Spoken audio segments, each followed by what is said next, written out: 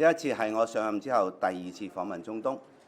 代表團嘅商貿代表有50多人。今次訪問有3個目的：第一係進一步建立政府之間嘅關係；第二，開拓合作領域；第三，交朋友，擴大朋友圈。通過會面，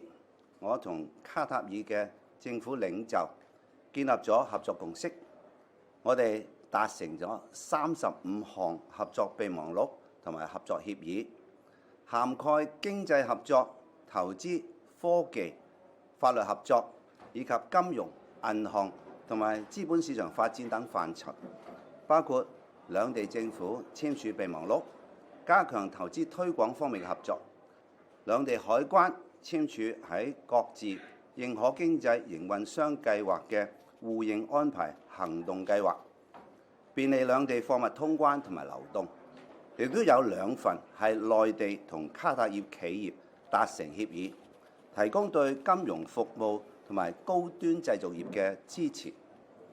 更有1份係由香港、內地、卡塔爾3方共同簽署嘅意向書，就金融科技推進合作。